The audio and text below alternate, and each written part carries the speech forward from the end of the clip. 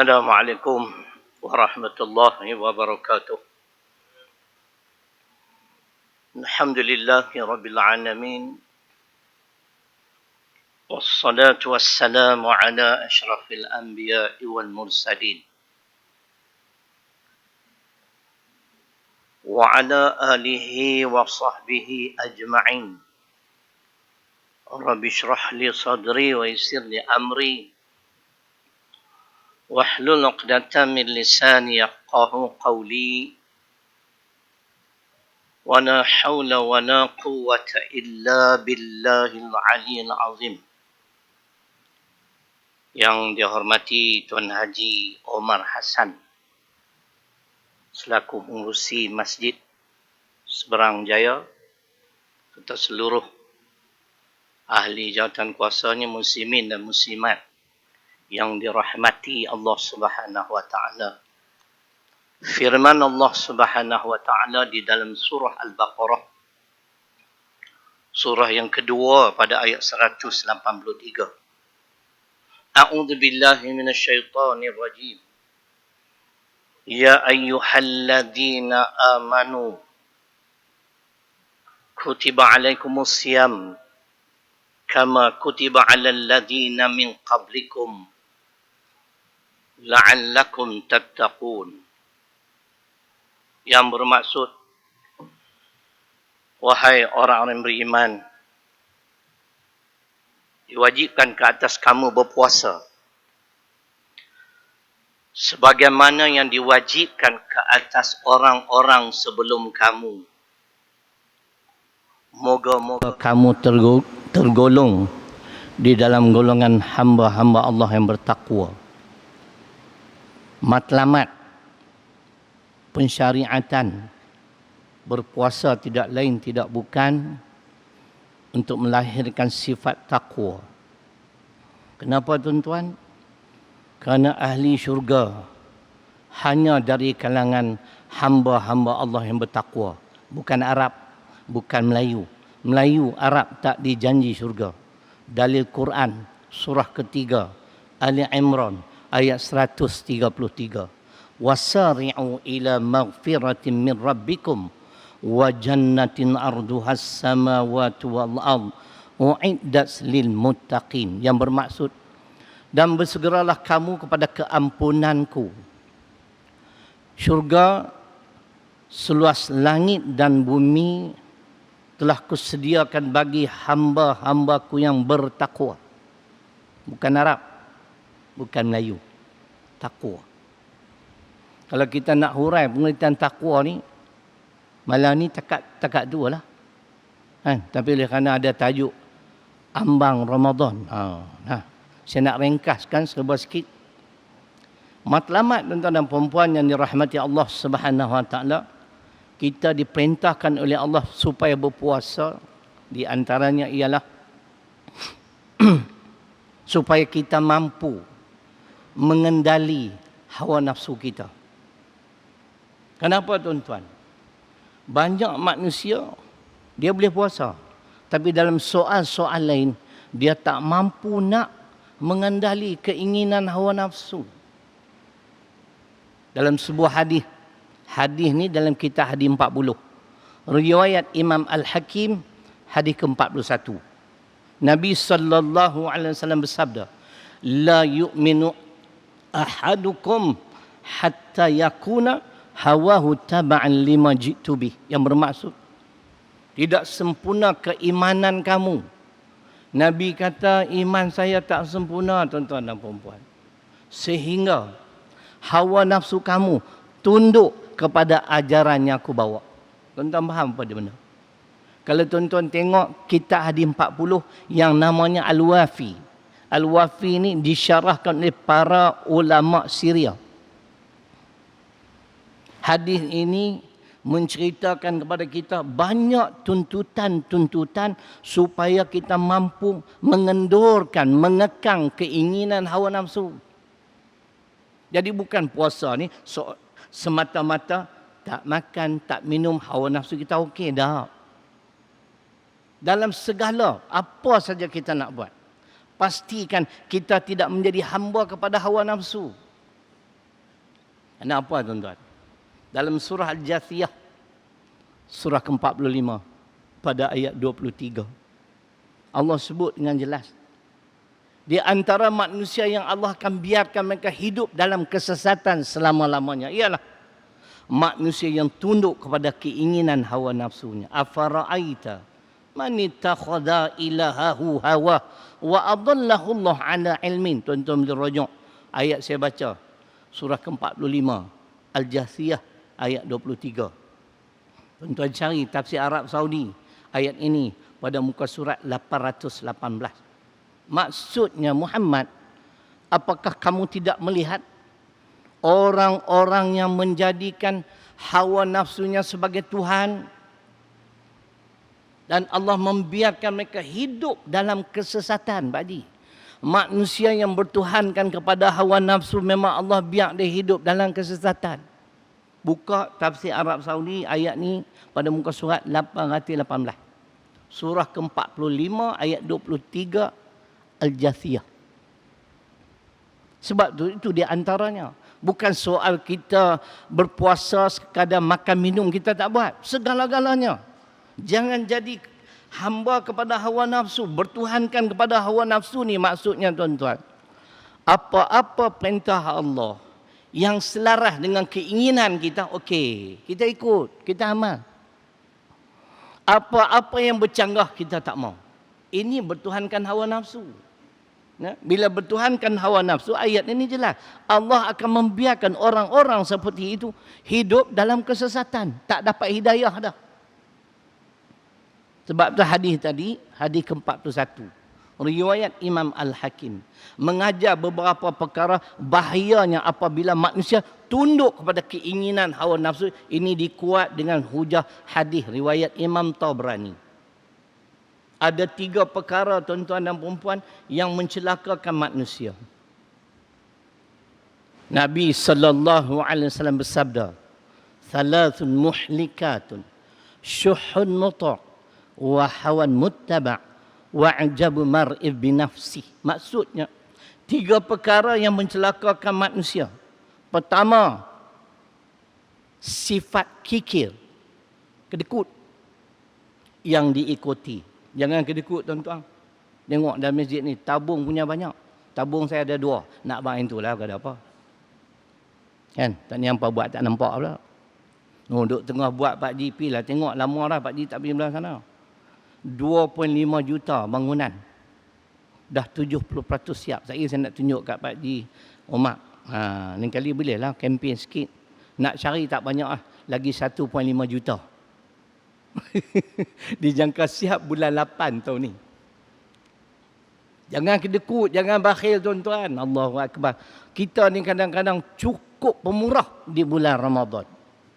Bila Ramadan meninggalkan kita, kembali jadi jenis Pak Haji bakhil.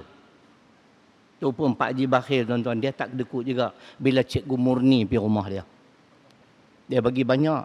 Tuan Haji Umar, dia bagi 1,000. Cikgu jantan pergi, dia bagi RM1 mangkuk ayun tu Pak Haji bakhil. Yang mencelakakan manusia, pertama sifat bakhil yang diikuti, kikir. Yang kedua yang kita duk bicara, hawa nafsu yang dituruti. Buruk padahnya, tuan-tuan, percayalah. Tak percaya cuma tuan-tuan buka puasa, makan sekenyang-kenyangnya, ikut hawa nafsu. Cendol, lengkong, lalih duk lengkong tentu lah, tak pergi ke mana dah. Tu soal makan. Begitu juga yang lain. Sekali lagi saya bukti dengan dalil Quran. Manusia-manusia yang binasa kerana menjadi hamba kepada hawa nafsu. Yang ketiganya yang mencelakakan kita ialah kagum terhadap diri sendiri. Kita rasa kita hebat, orang lain semua tak erti. Fala tuzakku anfusakum huwa a'lamu biman ittaqa. Dalam surah An-Najmi, surah ke-53 ayat 32. Allah sebut, dan janganlah kamu menganggap diri kamu yang paling bersih. Kamu ni hebat, kamu tahu segala-galanya. Tak. Aku tahu siapa yang bertakwa. Jadi tentang hawa nafsu, saya nak bawa 2 contoh. Jadi maknanya bila kita Ramadan meninggalkan kita nanti, tuan-tuan, hawa nafsu kita dapat dikendali dengan sebaik-baiknya. Menjadi seorang hamba Allah yang senantiasa taat. Di antara yang dirakamkan oleh Allah dalam Quran, dalam surah Al-Ma'idah, surah kelima pada ayat 30, ialah keinginan hawa nafsu Qabil. Tuan-tuan tahu cerita Qabil dan Habil. Duk berebut nak menikah dengan Iqlima. Iqlima ni ditakdirkan Allah mengikut syariat Nabi Adam AS. Dia hendaklah dikawinkan kepada Habil. Sebab dia ni adik Habil. Labuda adik Habil kena kahwin dengan Qabil. Qabil tak mau. Sebab labuda tak lawa, tak cantik. Keinginan hawa nafsu dia hendak juga. Apa pun baik hook atau baik kruk. Dia cakap orang putih pula tu. Apa jadi pun aku nak nikah juga. Walaupun adik aku ni menyalahi syariat bapa aku. Karena hawa nafsu, Allah rakamkan ayat 30 Al-Ma'idah. Fatawa'at lahu nafsuhu qatla akhi faqatalahu fa asbaha minal khasirin. Itu dia jawapannya. Lalu kata Allah, boleh ambil ayat sikit tak? Hampa pun kalau tak minta tak bagi. Weh, ada sebelah minta maaf. Selalu orang buah tani kan, mana nak tahu dah hampa pun 3 tahun tak panggil aku. Awak hampa ingat aku mati kena COVID ke? Tak ada lagi ni, insya-Allah. Apa pun terima kasihlah di atas jemputan kan.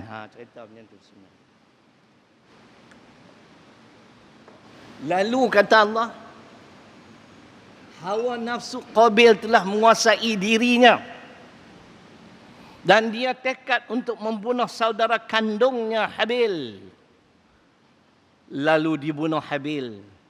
Maka tergolonglah Qabil dalam golongan hamba-hamba Allah yang rugi, tuan-tuan. Kisah kedua, manusia yang gagal mengendali kontrol hawa nafsu ialah ulama. Ulama yang bernama Bala'am bin Ba'ura. Sebab tu ulama ni ada ulama akhirat, ada ulama dunia. Bala'am bin Ba'ura ni hebat, doa mustajab, tapi dengan dunia rebah juga. Ustaz pun boleh rebah, mufti pun boleh rebah, ulama pun boleh rebah. Kerana keinginan hawa nafsu nak hidup senang. Dalil Quran surah ke-7 Al-A'raf ayat 176. Allah berfirman, "Walau syi'na la rafa'nahu biha walakinnahu akhlada ilal ard wattaba'a hawahu famathaluhu kamathalil kalbi in tahmil alaihi yalhath aw tasrukhu yalhath dzalika mathalul qaum alladzina kadzdzabu biayatina faqsusil khasasa la'allahum yatafakkarun." Tu ayat dia. Surah ke-7 Al-A'raf ayat 176. Tuan-tuan tengok terjemahan je lah. Dia mati kafir, tuan-tuan. Ulama ni mati kafir, kata Ibnu Katsir rahimahullah ta'ala. Kenapa? Apa? Kerana dia cenderung kepada dunia dan dia ikut keinginan hawa nafsu dia. Akhirnya dia memihak kepada Fir'aun. Ulama memihak kepada pemimpin Taurut tak betul ya, tuan-tuan. Tu kena faham ni ayat Quran ni. Tu cerita dia. Ya. Baik. Di antara lagi yang disebut dalam kitab hadis tadi, Al-Wafi, tentang hadis yang mulia ni. Apa dia pengajaran, tuan-tuan? Soal hawa nafsu. Menjadi kewajipan kepada kita. Dia tulis itu wajib. Kita wajib kena taat kepada ketetapan Allah dan Rasul. Ni yang tak mau ikut Islam pasal hawa nafsu. Raja Umar. Nah, tak apa, jangan bimbang. Ustaz ni cakap semua saya dalil Quran, muka surat semua siap dia abang. Kod lah, empat tak percaya, empat balik cek kan. Dia sebut wajib kena taat, kena patuh, ikut keputusan ketetapan Allah dan Rasul. Tuan-tuan, ada satu kisah di mana dua insan ini bertelagah. Zaman Nabi SAW. A dan B lah kita kata. Jadi kedua-dua mereka A dan B ni pergi jumpa Nabi SAW. Minta tolong buat keputusan. Kami ni ada sedikit perselisihan, pertelingkahan di antara kedua-dua kami. Tak boleh nak selesai. Pergi jumpa Nabi. Nabi buat keputusan memihak kepada A, tetapi tidak memihak kepada B. B tak setuju dengan keputusan Nabi sallallahu alaihi wasallam, punya haprak. B ajak A jom pergi jumpa Umar pula. Bukan jumpa Tuan Haji Omar Hassan. Umar Al-Khattab radhiyallahu anhu. Pipi Umar keluar tanya, ada apa masalah? Kami pergi jumpa dah Muhammad sallallahu alaihi wasallam, dia buat keputusan memihak pada aku tapi tak memihak pada dia. Umar kata keputusan Muhammad hang tak setuju. Hang tunggu sat lah. Dia masuk dalam rumah, depa duk ingat nak bawa keluar derian musangking apa kan, nak jamu tetamu mai rumah. Dia bawa keluar apa tuan-tuan? Dia keluar pedang. Dia pancung kepala B. Turun ayat Quran surah keempat ayat 65. Fala wa rabbik la yu'minun hatta yuhakkimuka fima syajara bainahum thumma la yajidu fi anfusihim harajan mimma qadait wa yusallimu taslima. Tuan-tuan ingat makna? Asbabun nuzul, sebab turun ayat ni dikaitkan dengan peristiwa tadi Tuan Haji Umar. Maka demi Tuhanmu wahai Muhammad, Allah bagi kat Muhammad, bagi tahu, aku tidak menganggap umat kamu ini umat yang beriman. Allah tak menganggap, tak terima saya sebagai umat Muhammad yang beriman. Sehingga, dengar elok. Sehingga apa tuan-tuan? Mereka menjadikan engkau sebagai hakim dalam perkara-perkara yang mereka perselisihkan. Kemudian, setelah engkau membuat keputusan, mereka menerima keputusanmu itu dengan sepenuh hati. Faham tak ni? Kalau apa yang telah ditetapkan oleh Allah, ditetapkan oleh Rasul, kita duk uek, mana iman tak beriman Pak Ji? Mana dalil Quran? Dalil Quran tuan-tuan ronyok tafsir pimpinan Ar-Rahman, keluaran Jabatan Perdana Menteri, cetakan Jawi muka surat 913, cetakan Rumi muka surat 1110, surah ke-33, suratul Ahzab ayat 36. Sila ronyok. Kalau ada tafsir tu buat main ni, saya nak bagi tuan-tuan dengar. Wa ma kana lil mu'minin wala mu'minatin idza qadallahu wa rasuluhu amra ay yakuna lahumul khiyaratu min amrihim wa may ya'sillah hawa rasulahu faqad dhalla dhalalan mubina. Ayat ini ditafsirkan oleh para ulama negara Malaysia tuan-tuan. Ayat ini menegaskan satu kaedah yang wajib dipatuhi. Apa dia? Bila Allah dah buat keputusan, diperjelaskan oleh Nabi, tak boleh dipertikaikan sama sekali. Apatah lagi nak tolak. Ni punca apa? Hawa nafsu lah. Tuan-tuan setuju tak setuju, itu hujah saya. Asal tak setuju, lain kali kita buat forum dana dengan saya. Kan, ni pasal saya cakap seorang-seorang, dia tak boleh lah, tak ramai aku tak heran lah. Aku tak alim tapi insya-Allah hujah banyak. Surat muka surat semua kita nak abang pergi. Kitab mana api tengok. Kan saya tengok apa pun Tuan Haji, tak tengok apa, betul tak betul saya pun tak tahu. Betul ke saya cakap muka surat tu ayat tu. Tu cerita dia tuan-tuan. Ni punca hawa nafsu.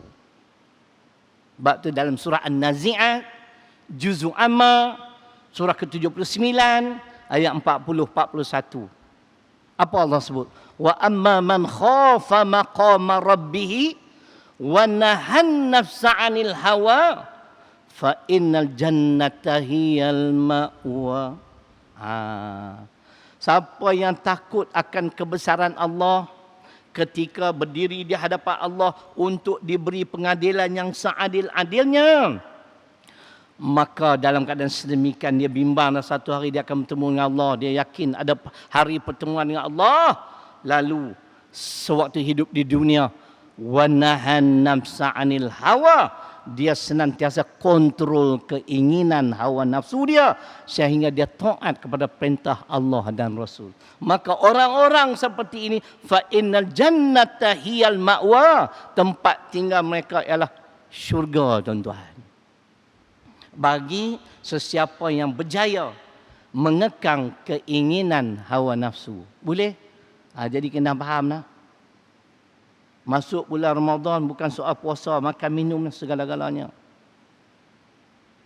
Jangan ada rasa tak suka dengan syariat. Islam tu hawa nafsu lah tu. Saya boleh bawa dalil banyak tapi saya nak ringkas semua serba ringkas. Itu yang pertama lah. Matlamat. Kita diperintahkan oleh Allah supaya berpuasa untuk melahirkan sifat takwa, yakni orang-orang yang mampu mengendali keinginan hawa nafsu sehingga dia tunduk pada perintah Allah dan Rasul. Kalau saya, tuan-tuan dan puan-puan, tunduk pada perintah Allah, suruhan Allah kita buat, larangan Allah kita tinggal, suruhan Nabi kita buat, larangan Nabi kita tinggal, kita adalah bertakwa, tuan-tuan. Dalil Quran surah ke-59 Suratul Hasyri di pertengahan ayat yang ke-7. Wa ma atakumur rasul fakhudhuh wa ma nahakum anhu fantahu. Inilah sifat manusia umat Muhammad yang berjaya. Siapa? Yang mana Allah dan Rasul suruh buat, dia buat. Yang dilarang, dicegah, ditegah, walaupun bakal merugikan kita, dia tetap meninggalkannya. Dia tetap mencegahnya. Inilah beriman, tuan-tuan. Habis satu bab. Di bulan Ramadan ada Lailatul Qadar. Kalau tuan-tuan pernah dengar almarhum Syekh Fahmi Zamzam, mudah-mudahan Allah merahmati beliau.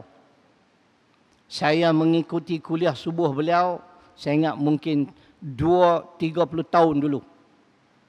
Di Perak, sebab tu saya tinggal di Paik Buntak, kuliah subuh di Batu Lima, Masjid Batu Lima. Saya ingat lagi, beliau bagi tips bagaimana untuk mendapat Lailatul Qadar. Dia kata, kalau dia kata kita buat apa yang dia nak gariskan, insya-Allah, dia kata setiap tahun dapat. Mungkin tak bertepatan dengan berlakunya Lailatul Qadar. Yang pastinya malam berlakunya Lailatul Qadar, kita sedang beribadah pada Allah. Bagaimana, tuan-tuan? Pertama sekali dia kata, setelah berbuka puasa, solat maghrib. Ada orang, tuan-tuan, boleh puasa 12, 13 jam, semayang 5 minit, tak boleh. Bukan orang Subang Jaya, orang Subang Jaya. Subang Jaya pun belungguk. Kan? Jenis tak semayang ni, tuan-tuan duduk sembang, kemas lah. Oh, tak khusyuk, tak payah semayang. Ada juga. Tu pun ramai pengikut. Kita bawa dari Quran. Hang khusyuk, tak khusyuk. Lagi hang tak gila. Lagi hang sihat. Akal fikiran siuman. Wajib kena solat. Dari Quran. Surah ke-15. Suratul Hijri. Ayat 99. Wa'bud rabbaka hatta ya'tiyakal yakin. Sila rojok tafsir Pimpinan Rahman.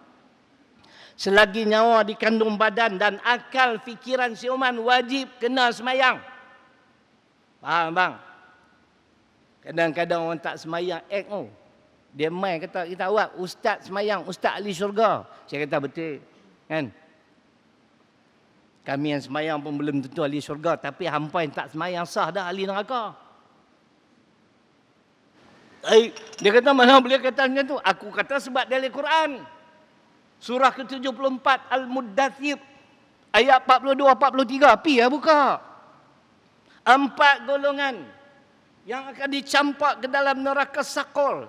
Kesalahan yang berbeza-beza. Ma salakakum fi saqar?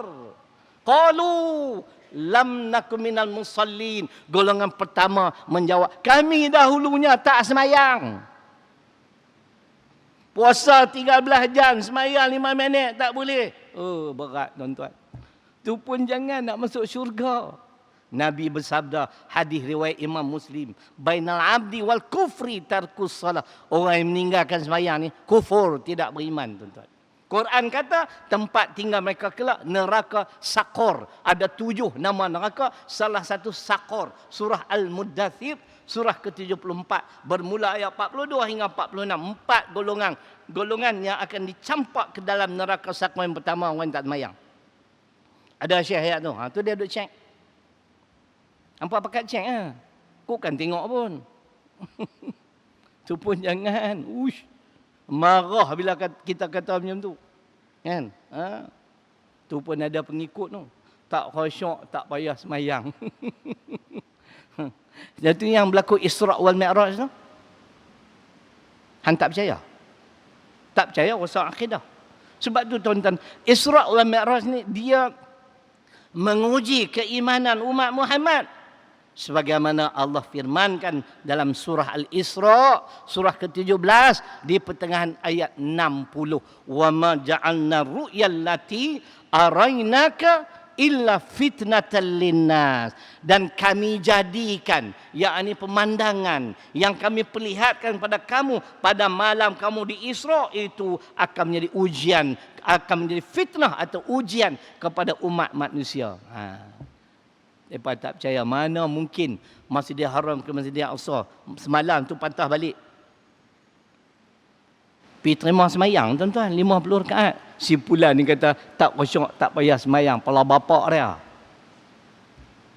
Bunyi kasar sikit lah. Kita ada masa kena lembut, tuan-tuan, ada masa kena keras. Saya cukup pantang kalau orang duk kata Saidina Abu Bakar ni seorang sahabat lemah lembut. Siapa kata? Saya bukan nak cabar, pergi tengok Quran lah, surah ketiga ayat 181 Ali Imran.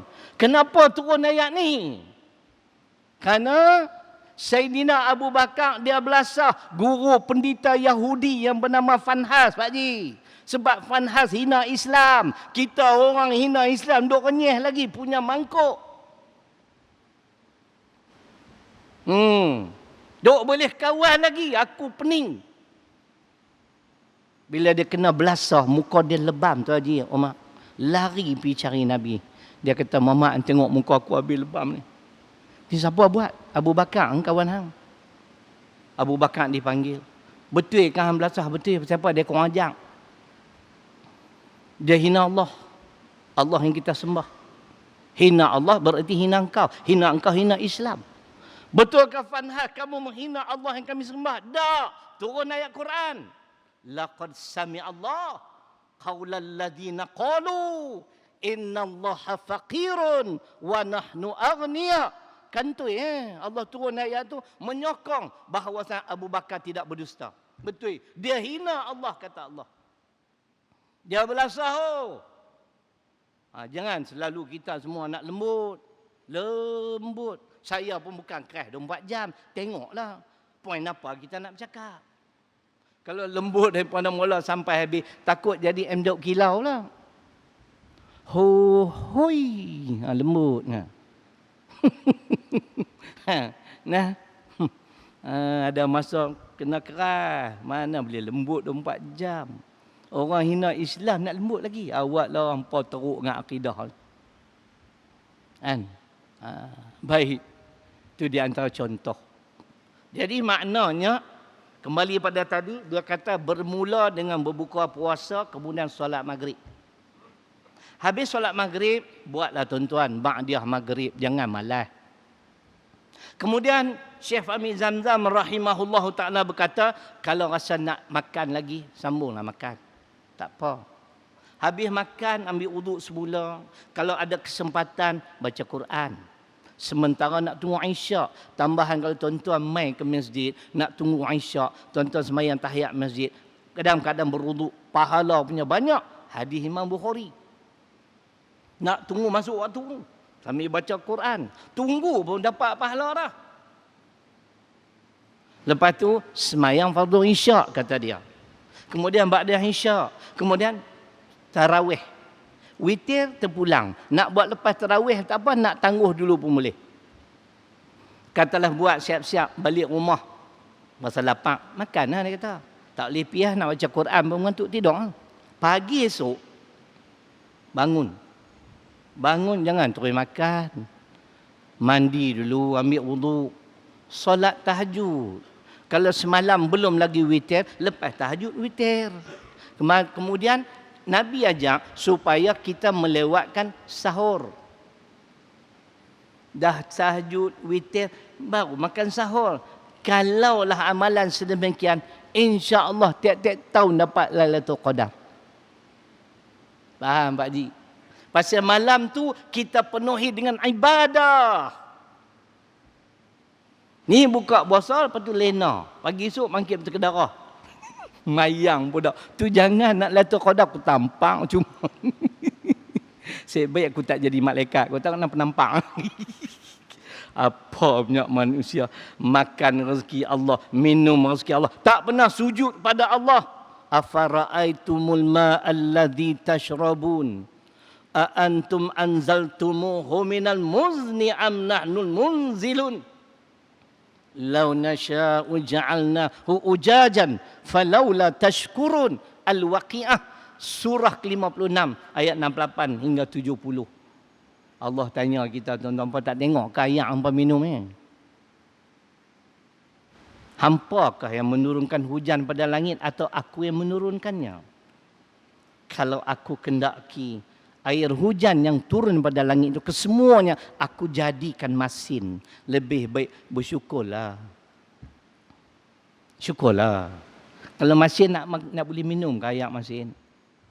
Kalau basuh pakaian mula-mula lingkup pakaian dengan ayat laut.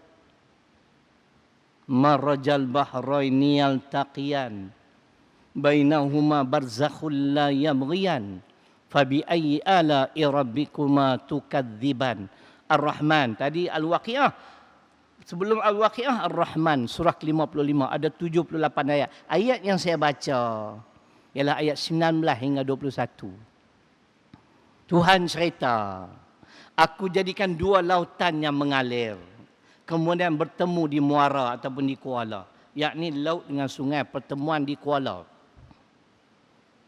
Bila berlaku pertemuan, tidak melampaui batas. Yang masin tetap masin, yang tawak tetap tawak. Dia tak campur. La yabghiyan. Fabi ayyi ala'i rabbikuma tukadziban. Maka nikmat aku yang mana lagi kah yang kamu nak dustakan? Tuan, faham? Kalau takdir abang, ayat laut dengan ayat sungai atau laut dengan sungai, laut lebih luas. 3 gelas ayat masin, 1 gelas ayat tawak kalau campur masin tak? Bang. Ni tanya ni. Dia tengok kali apa? Tanya kita lah. Sebab tu Tuhan ulang. Fabi ayyi ala'i rabbikuma tukadziban. 31 kali. Maka nikmatku yang mana lagi kah yang kamu nak dustakan, tuan-tuan? Allahu Akbar. Jadi kalau ada amalan sedemikian, insya-Allah, tapi minta maaf nak kena sebut juga. Bukan kritik, nasihat. Biasakan diri kita ni main masjid awal lah. Kan? Jenis main lambat ni aku kadang-kadang ustaz ada juga. Main kuliah sedia lambat. Duduk di puncak alam Selangor, nak main kuliah maghrib di Pandan Indah. Tuan Haji Osman, saya duduk sana 20 tahun lebih. Walaupun naik motosikal, jam. Bukan sekadar jam, Tuan Haji Omar. Jam gila. Jam gila. Nak abang betul-betul punya jam. Faham? Tak faham juga. Jalan tuan-tuan. Sampai pukul 8.30. Dah baru nak semayang maghrib. Atau kuliah sampai pukul apa? Lalah ustaz tu tuan-tuan. Dia tarik diri. Jemaah masjid tu seronoknya buat tahlil 1001 malam. Baguslah tak main tu dah. Jenis tak erti nak main awal ni aku pelik. Awak tak seronok kan masjid? Minta maaf, saya main awal. Mana-mana, bukan sini lah. Mana-mana. Saya tak pernah lewat tuan-tuan ke kuliah. Saya baca Quran tadi dapat 2 muka surat jadi. Otek-otek sikit setahun dapat sekali 2 khatam Quran jadi. Awak tak seronok ni. Ni i'tikaf. Ada wudu. Tunggu maghrib. Tu dia pahala hadis Bukhari. Akhirat empat tak mau pulun, nak pulun dunia. Hui, tak keluar matahari lagi tu Jumat. Keluarlah. Cari rezeki. Tak kaya pun. Tu al-akhirat empat tak peduli langsung pelik tuan-tuan. Bukan orang Subang Jaya nah. Subang Jaya. Bunyinya belakang sama. Jadi cerita begitu nah. Biasakan diri mai. Ada tazkirah tak di sini? Oh, tazkirah setengah tempat marah tu. Ganggu orang nak amal ibadah ni pun lagi satu tak cerdik, bukan bodoh, tak cerdik tapi samalah. Tazkirah ni Tuhan suruh dalam Quran Surah ke-51 Az-Zariyat ayat 55. Wadzakir fa inna dzikra tanfa'ul mu'minin. Dan berilah peringatan. Maka sesungguhnya peringatan itu memberi manfaat kepada orang beriman. Ni Tok Syekh ni sampai boleh jadi ustaz ni pasal duduk dalam tazkirah, rajin ikut kuliah dulu. Dulu Quran tak dibaca, alhamdulillah hari ni Quran surah sekian ayat sekian. 19 Oktober tahun lepas, Tuan Jumat. 19 Oktober 2021. Saya diberi peluang 20 minit bertemu dengan Dr. Zakir Naik. Orang heran tu. Azan tak? Tak. Tu ya. Azan dulu kah? Tu Apa heran tu? Macam mana Ustaz Syarif boleh jumpa Dr. Zakir Naik? Lah, hampa tak?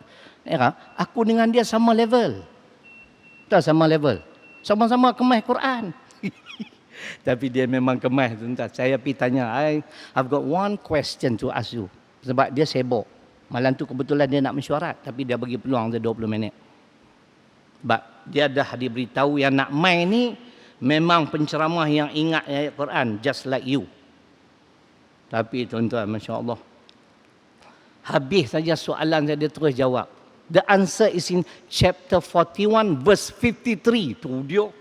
Macam komputer tuan-tuan. Masya Allah. Gifted lah. God gifted. Anugerah Allah pada dia. Mudah-mudahan Allah lanjutkan usia dia. Beri perlindungan pada dia. Saya tanya dia, are you going back to India? No. Dia suka duduk di Malaysia tuan-tuan. Dia diberi PR. Orang permanent residence. Dia mendapat perlindungan politik lah. Kalau dia pulang ke India, habislah umur dia. Sebab puak-puak kafir India Harbi ni, di India ni lah, mereka menyatakan dia suka menghina agama mereka. Sebenarnya bukan menghina. Kan dia belajar ilmu yang ada kat dia ialah comparative religion, perbandingan agama. Tu je.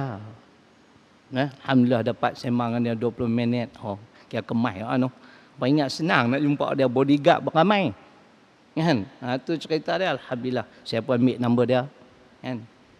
Saya kata kalau saya ada apa masalah tentang ayat Quran boleh tanya, boleh. Tu anugerah Allah bagi kat dia. Jadi tuan-tuan, ingat Ramadan buatlah amal ibadah. Bukan kira nak makannya. Kan? Dan tuan-tuan, saya nak bagi tips sikit lah. Dah 2 tahun saya amal. Kalau sahur kita tak berselera, jawapannya tuan-tuan, minum susu kambing, makan kurma. Buang 3 biji. InsyaAllah tuan-tuan. 2 tahun dah saya amal. Kadang-kadang bangun untuk sahur tak selera. Allah. Tengok pun tak boleh nak pi. Gagah makan. 1 camca, 5 pinggan. Tu dalam tak selera Pak Haji. Faham? Hampa tak gelak aku buat lawak. Hampa ni cerai. Abang ni tak tergelak ke apa? Amal yang tu. Bukan susu lembu, susu kambing. Mana-mana produk susu kambing, amal tuan-tuan. Saya amal, insya-Allah. Bawa ni pasal sunat pun saya minum tu ya. Alhamdulillah. Makan sikit tak selera. Kena train kat perut kita ni, nak mai dah ni. Ramadan. Jadi penuhkan dengan ibadah sekadar kemampuan kita di bulan Ramadan. Sebab ada Lailatul Qadar. Tadi Tuan Haji Umar tanya, berapa lama nak ceramah kan? Saya kalau Tuan Haji Umar kata berhenti lah pun tak apa. Sebab apa? Bayaran sama ya. Jangan duk tolak pula tau. Itu satu kezaliman tak ada ustaz. Saya nak cerita benda-benda yang berlaku di bulan Ramadan. Di antaranya tuan-tuan, nuzul Quran. Allahu Akbar, mulianya. Tuan-tuan tahu tak? Permulaan rahmat Allah kepada umat manusia ialah dengan menurunkan Al-Quran. Dalil Quran surah Al-A'raf surah ke-7 pada ayat 156. wa rahmati wasi'at kulla syai', dan rahmatku meliputi segala sesuatu. Berdasarkan ayat ini ulama tafsir, permulaan rahmat Allah kepada manusia ialah dengan menurunkan Al-Quran. Kenapa tuan-tuan? Kita Allah bekalkan dengan akal, tetapi akal kita ni terbatas. Kita tak mampu nak fikir, kan? Cuba tuan-tuan tengok dengan teknologi yang ada ni. Selalu ada saja benda baru, benda baru, benda baru. Kenapa tak boleh buat satu yang kekal selama-lamanya? Karena Allah sebut dalam surah Al-Isra, surah ke-17, di pertengahan ayat 85, wa ma utitu minal ilmi illa qalila. Dan tidaklah aku kurniakan ilmu pengetahuan kepada manusia kecuali sedikit. Sikit tuan-tuan. Kerana yang sikit ni kita memerlukan satu panduan yang sempurna. Panduan daripada pencipta alam. Dan dalil itu terkandung dalam surah Al-A'raf, surah ke-7 ayat 52. Tuan-tuan ronyok. Tuan-tuan boleh ronyok. Kitab tafsir Arab Saudi pada muka surat 229. Siapa-siapa yang tak mau ikut Quran, saya tak tahu apa bahasa nak kata dah. Allah berfirman, walaqad ji'nahum bikitab fassalnahu ala ilmin huda wa rahmah liqaumi yu'minun. Saya terjemah. Dan sesungguhnya kami telah datangkan kepada manusia, yakni Al-Quranul Karim. Dengar elok. Yang ni yang saya nak bahas. Fassalnahu ala ilmin. Dan penjelasan-penjelasan di dalam Al-Quran itu berdasarkan ilmu pengetahuan aku. Aku tahu dah apa yang baik untuk hampa, apa yang tak baik. Ikut sudahlah. Bila aku kata haram, ada mudarat. Dosa ketegak sangat. Ni tak mau ikut. Sedangkan ini permulaan rahmat Allah. Apa yang terkandung dalam Quran, suruhan baik, larangan baik, berdasarkan ilmu pengetahuan Allah. Supaya menjadi petunjuk dan rahmat bagi orang-orang beriman. Kita tak mau ikut petunjuk Allah, apa punya mangkuk. Tuan-tuan pernah dengar tak nama Syekh Mutawali? Syekh Mutawali ni ulama tafsir negara Mesir. Dia berani tuan-tuan. Dia hadir satu program bersama-sama dengan Husni Mubarak. Saya tengok video tu. Dia sebut depan Husni Mubarak sebagai presiden. Kamu tak laksana Islam, kami akan tentang kamu. Oi, hebat oi. Berapa ulama, berapa ramai ulama berani cakap macam tu. Kemudian dia terus turun pentas balik rumah. Kawan tu terpinga-pinga. Beliau menyatakan, Syekh Mutawali kata tuan-tuan, dia antara punca, dengar elok, penyebab kenapa hidup kita tak sempurna. Kenapa hidup kita porak-poranda, Tuan Haji Omar. Tak bahagia. Pasal dia sebut yang pertama, kerana manusia tak ikut Quran. Tuan-tuan, nak pilih pemimpin pun kena ikut Quran. Tuhan bagi garis panduan. Tapi kalau kita tak ikut, dapat macam tu ada. Mari saya baca Quran. Saya dalil Quran banyak. Kalau kita bertindak menyalahi Quran, tuan-tuan, buruk padahnya. Di antaranya, Toha, surah ke-20 ayat 124. Wa man a'rada an dzikri fa inna lahu ma'isyatan dhanka. Dan sesiapa yang berpaling daripada petunjukku, maka aku akan hidupkan mereka dengan kehidupan yang sempit. Ini kehidupan yang sempit lah tuan-tuan. Dengan COVID 2019 pun tak selesai lagi. 30,000 orang lebih mati di Malaysia saja. Berapa ramai yang hilang pekerjaan. Berapa banyak syarikat gulung tikar. Tuan-tuan tak rasa ke? Inilah akibat tak ikut Quran. Tak percaya? Saya kemukakan dalil yang kedua. An-Nur surah ke-24 ayat 63, muka surat 914, tafsir pimpinan Ar-Rahman. Falyahdharil ladzina yukhalifuna an amri an tusibahum fitnah. Kamu menyalahi perintahku dalam Quran, aku ajak hampa, aku bagi garis panduan, nak pilih pemimpin macam ni, macam ni, macam ni, hampa tak buat, aku bawa mai bala kepada hampa. Tuan Haji, coronavirus itu adalah bala pada seluruh penduduk dunia. Kan? Tuan Haji pernah tengok coronavirus tu mendatang apa? Tak pernah. Toyota Corona? Pernah tengok tu kan? Tuan-tuan dengar firman Allah. Surah ke-39 ayat 55. Az-Zumar. Tak larang nak jatik dah share. Kalau nak jatik ayat Quran banyak. Wattabi'u ahsan ma unzila ilaikum min rabbikum min qabli ayyatiyakumul azab baghtatan wa antum la tash'urun. 3 dari Quran, tuan-tuan. Tak ikut Quran, hidup kita tak bahagia. Tak kita baca hadis pula. Baru kalau baca hadis saya tak baca Quran, cerai. Baca Quran kena baca hadis, baru Power Rangers. Tuan-tuan, hampa tak ikut Quran, kata Allah, aku bawa mai satu musibah, satu fitnah, satu bala bencana secara mengejut. Sedangkan kamu tidak menyedarinya. Kita pun tak tahu mendatang apa. Bermulanya pandemik COVID ini 2019 di Wuhan. Kita ingat di sana apa je no? Dia main Malaysia. Bela tak habis. Mati itu memang ketentuan Allah. Ikhtiar usaha kena ada. Nah, kalau tak mau cucuk, saya nasihatkan makan betul sauda, minyak zaitun, makanlah. Tuan Haji Umar cucuk dah. Ambil dah booster ketiga tu. Ambil.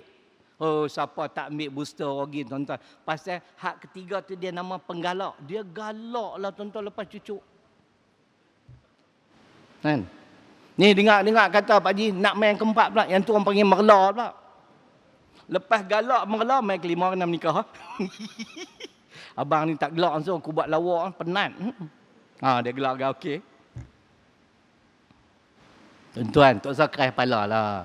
Kita ada hujah Quran, surah Maryam ayat 25, Ar-Ra'du ayat 11. Ikhtiar usaha adalah wajib. Wajib bukan sunat. Mati ketentuan Allah.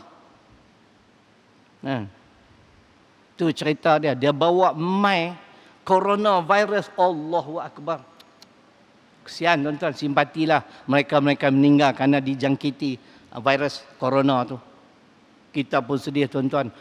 Adik-adik tak boleh nak semayang jenazah. Allah, sedih saya berdoa, ya Allah, janganlah aku mati dalam musim ni. Tadi kesian dah 2-3 orang yang semayang, kesian kat aku. Kan? Tapi Nabi ajak, tuan-tuan, kita amal lah. Tuan-tuan, rojok kitab hadis Al-Azkar karangan Imam Nawawi.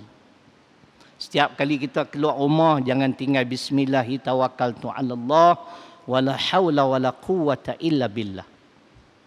Takat illa billah dia, jangan duk tambah al-azim, tambah al-azim jadi bid'ah. Ustaz ni pun belum bid'ah. Wahabi apa? Dekat-dekat nak jadilah. Tak, sebab Nabi ajak takat tu, aku ajak hangpa yang tu lah. Kelebihan dia, tuan-tuan. Saya pun dulu saya tak amai. Sejak pandemik ni saya dah amai. Sejak 26 hari bulan Mac sampailah. Tahun 2020 sampailah. Dah 2 tahun. Hampir 2 tahun.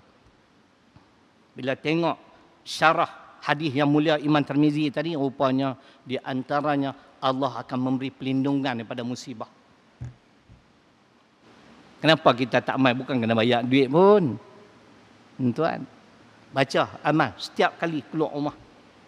Tak mau cucuk, makan habatul sauda. Olive oil, minyak zaitun. Saya habatul sauda, walaupun ada hadis kata habatul sauda ni dapat menyembuhkan 1000 macam penyakit kecuali mati. Tapi habatul sauda tak sesuai dengan sistem body saya. Bila saya makan banyak, tuan-tuan, berak keluar darah. Panas. Kalau minum air banyak, aku kira nak terkencing. Lebih baik aku pergi booster lagi bagus. Jangan kata habatul sauda, tuan-tuan. Madu. Tak sesuai dengan sistem body saya. Saya duk amal madu, tak boleh pergi. Berak keluar darah. Tak sesuai. Madu tu. Yang sesuai bermadu. Tapi malangnya bini aku tak bagi. Bukan takut bini abang. Tapi bini aku menakutkan aku. Loh, tak gelak juga. Aku nak buat lawak apa lagi aku. Tak tahu lah. Habis modal. Boleh Pak Ji? Lama tak jumpa tu. Tu cerita dia tuan-tuan. Allah turunkan Al-Quran untuk menyelamatkan manusia. Tuan-tuan semayang minta apa?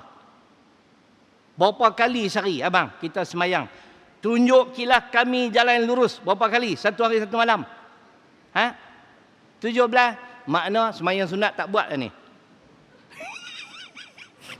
Sebutlah 25 ke 30. 17 nak buat fardu ya. Rampah ni cerai. Tunjukilah kami jalan lurus. Jalan lurus Allah sebut dalam Quran. Suratul Isra ayat 9. Inna hadzal Quran yahdi lillati hiya aqwam wa yubashshirul mu'minin alladzina ya'maluna as-solihat anna lahum ajran kabira. Jalan yang lurus tu yang Allah bentang dalam Quran. Bila hampa ikut Quran, ikut sunnah, jumpalah jalan yang lurus. Minta dalam semayang, luar semayang tak ikut. Bila kita tak ikut pemimpin, tak ikut Quran, ni hadis dia. Ibnu Majah, hadis sahih.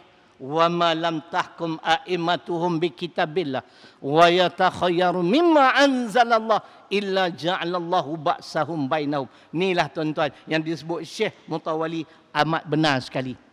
Bila kita berpaling pada Al-Quran, menyalahi perintah Quran, kita pun tak mau ikut, pemimpin pun tak mau ikut, kehidupan kita ba'sahum bainahum. Sebahagian menyatakan kehidupan ketika itu kehidupan yang porak-peranda, ditimpa masalah demi masalah yang tidak putus-putus macam ini. Muslimin dan muslimat yang dirahmati Allah Subhanahu wa taala. Ada dua lagi. 10 minit lagi. Tadi kita mula 85 minit. Boleh? Boleh? Nak berhentilah. Okey, on. Jalan lagi. Boleh tuan-tuan? Boleh tu Haji? Kira angguk tu kira suka. Tu rakam ke tu? Jangan duk hantar pergi Bukit Aman pula. Nanya kawan. Seterusnya peristiwa agung yang berlaku di dalam bulan Ramadan tuan-tuan. Ialah Perang Badar. 17 Ramadan 2 Hijrah. Tuan-tuan, Perang Badar ni nak abang banyak pengajaran tau. Berarti tak ni. Dalam Perang Badar lah tuan-tuan. Abu Ubaidah Al-Jarrah bunuh bapa sendiri. Anak bunuh pak. Apa pengajaran? Sesiapa yang menentang Islam, putuskan tali persaudaraan. Tarara. La tajidu qauman yu'minuna billah wal yaumil akhir yuwadduna man hadallah wa rasulahu walau kanu aba'ahum. Bila dia bunuh pak dia dalam Perang Badar tuan-tuan, turun ayat ni. Orang pergi bagi tahu Muhammad, Abu Ubaidah bunuh pak dia dalam Perang Badar. Muhammad kata dia salah seorang ahli syurga. 10 orang. 10 senarai nama sahabat yang dijanji syurga. Saya tengok-tengok Haji Umar, nama saya tak ada.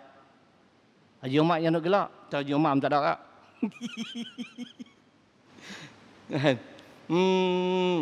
Dia bunuh pak sendiri. Ini iman. Tengok ayat tadi, Mujadalah surah 58 ayat terakhir, ayat 22. Tu pengajaran yang pertama. Boleh kita putuskan hubungan silaturahim dengan mereka yang menentang Islam walaupun bapa kita sendiri.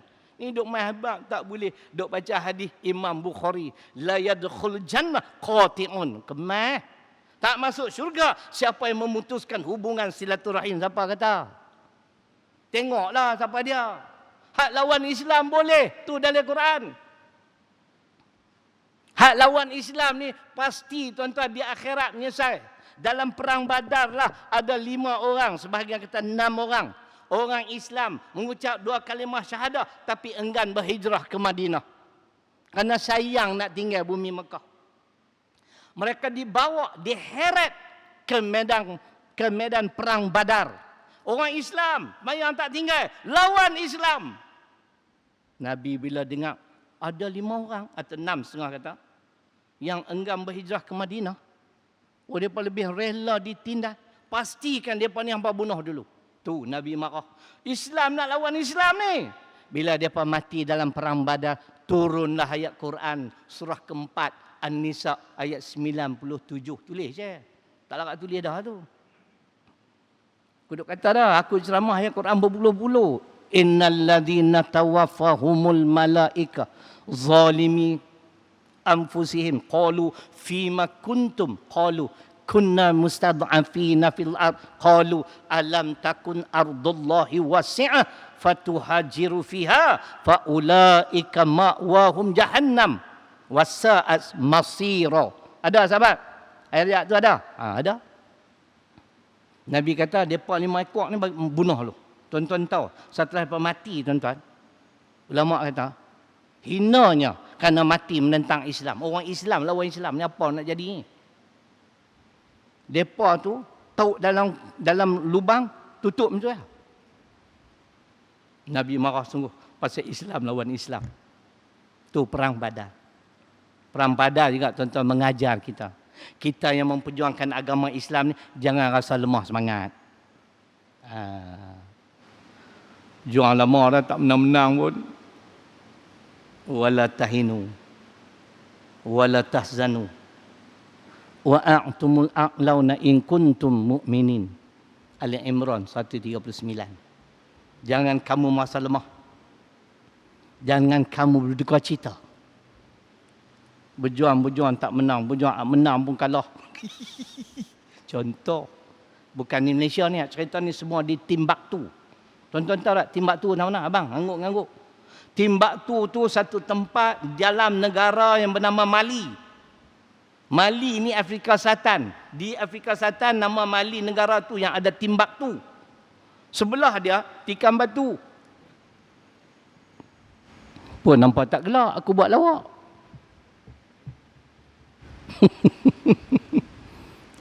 Tu dia cerita dia. Nah, melawan Islam buruk padahnya tuan-tuan. Nah, jangan duk lawan. Kita orang Islam kena sokong perjuangan Islam. Bukan nak berdebat. Kalau betul gentleman boleh jumpa. Mai tunjuk bukti tang mana. Saya nak bagi berlama-lama dalil. Wajib kena sokong perjuangan Islam. Paling tidak pun saya boleh bagi ke muka tuan-tuan. Dalam suratul Ahzab. Minta maaf. Surah At-Taubah. Surah ke-9. Ayat 119. Cuba sahabat cek.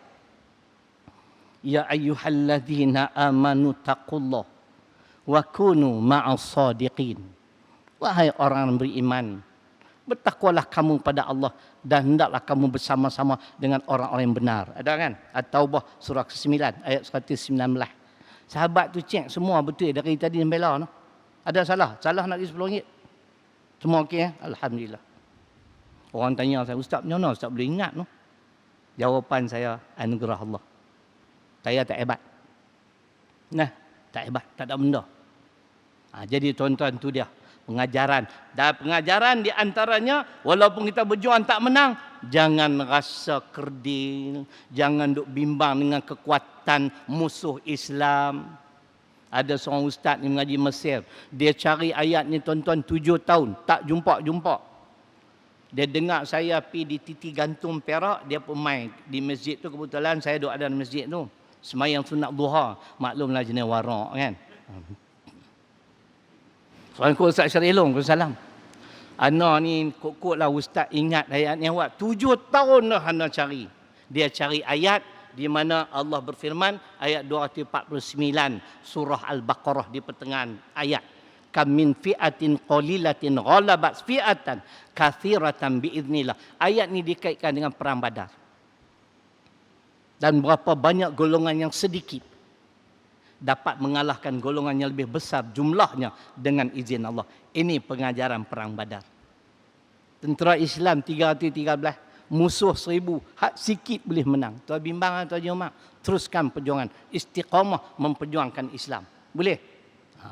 Cantik. Boleh tuan-tuan? Yang apa ni belah mana ni? Tanya budak ni dia. Jangan marah abang dah. Melawak saya tahu. Bukan serius melawak. Bukan main selalu 2 tahun sekali ya. Kan? Kalau selalu pun telinga hampa boleh luruh dengan yang tu ya. Kan? Tu dia peristiwa agung Perang Badar. Jumlah yang kecil boleh menang. Walaqad nasarakumullahu bi Badrin wa antum adillah fattaqullah la'allakum tashkurun. Ali Imran ayat 123. Itu ayat perang Badar. Dan sesungguhnya kami telah memberi pertolongan kepada kamu wahai Muhammad di dalam perang Badar. Ketika itu kamu lemah karena kumpulan kamu, golongan kamu, jumlah kamu sedikit. Tapi menang dengan pertolongan Allah. Akhir sekali di dalam bulan Ramadan, tuan-tuan, 10 Ramadan 8 Hijrah, Nabi pulang semula ke bumi Mekah dengan membawa 10,000 tentera Islam. Menakluki kota Mekah. Ini merupakan jaminan Allah kepada Nabi. Pi dulu, hijrah dulu, tinggalkan bumi Mekah, pi ke Madinah. Ada pula orang ni kata, bapak tu dia kata, Nabi ni orang pelarian. La ilaha illallah. Abang setuju Nabi orang pelarian? Tak setuju bagi dalil. Dia tanya, hang tak boleh jawab. Tanya akulah dua orang. Surah ke-9 At-Taubah ayat 40, surah ke-28 ayat 85. Yang ni yang saya nak baca. 85. Sila rajak tafsir Arab Saudi muka surat 624. Innalladzi farada 'alaikal Qur'ana laradduka ila ma'ad.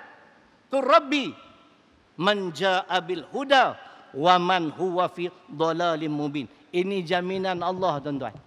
Muhammad hampir dulu Madinah. Satu hari nanti hang akan pulang semula ke Mekah supaya orang menang. 10 Ramadan 8 Hijrah berlakulah penaklukan kota Mekah. Jadi kita yang memperjuangkan Islam, jangan rasa lemah. Islam kan menang. Mana dari Quran? Allah, awak hampa tak yakin perjuangan Islam ni.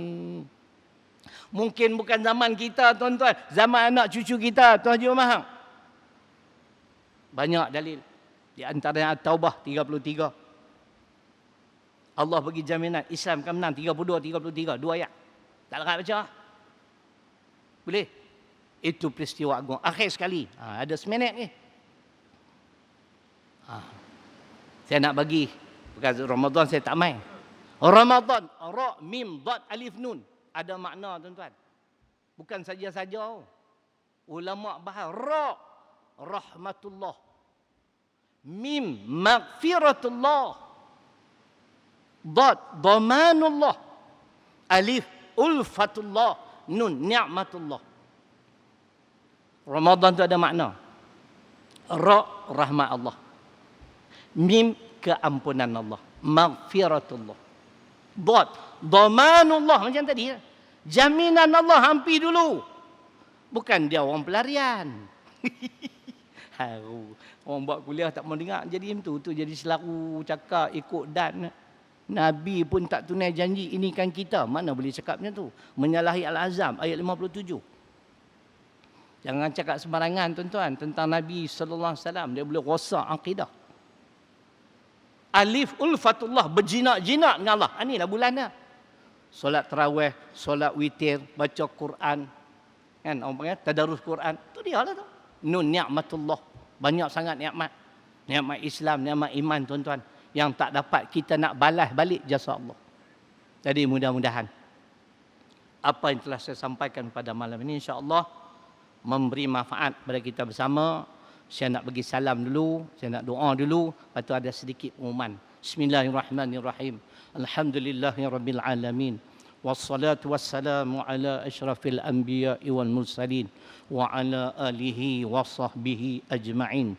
Allahumma ighfir lana dhunubana wa liwalidina warhamhuma kama rabbayana shaghira. Allahumma faqihna fid din wa 'allimna ta'wil. Rabbana atina fid dunya hasanah wa fil akhirati hasanah wa qina 'adzabannar. Walhamdulillahirabbil alamin. Ribuan kemaafan, terkasar-basar sebagainya. Aqulu qawli hadza wa astaghfirullahal-ladzim li wa lakum. Assalamualaikum warahmatullahi wabarakatuh. Tuan-tuan dan perempuan, muslimin dan muslimat, Tahfiz Mutmainnah yang saya urus dah masuk tahun ke-13.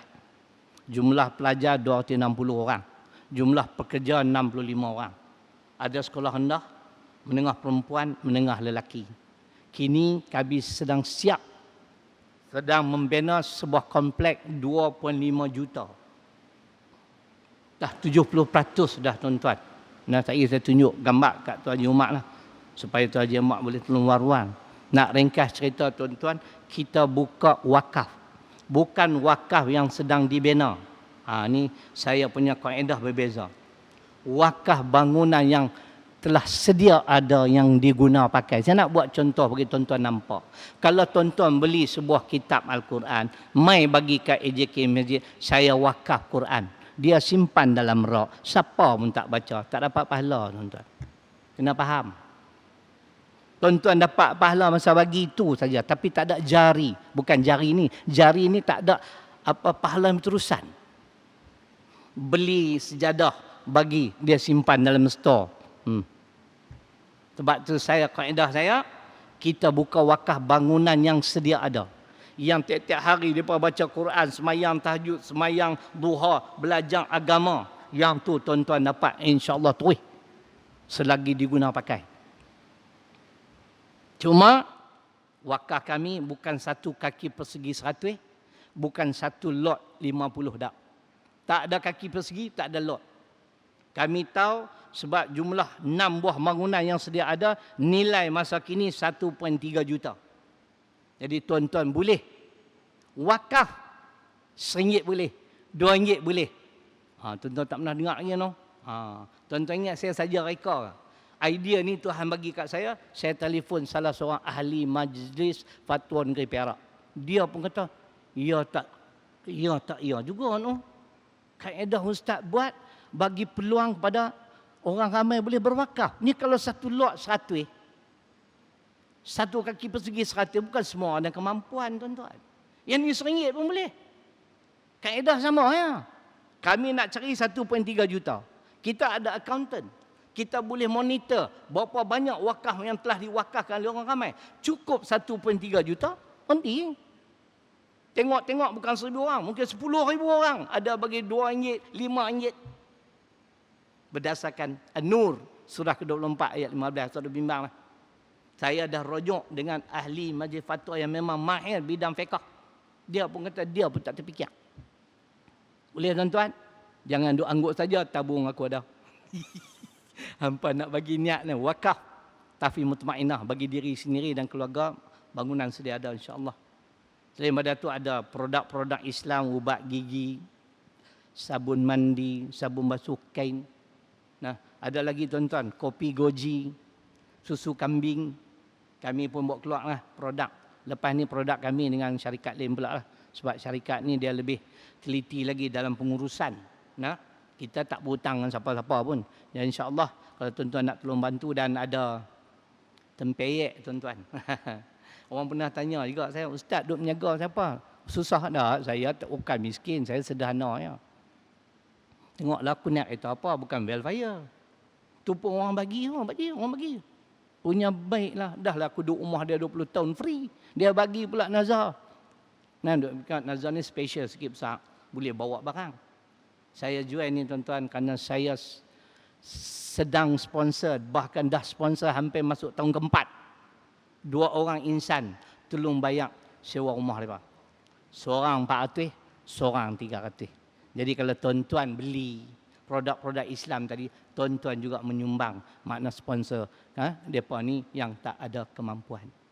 Nah, kalau tuan-tuan tak beli, tak apalah. Nah, ubat gigi banyak, aku gosok sendirilah. Tempeyek bertuntung, aku makan seorang-seorang sampai kenyang.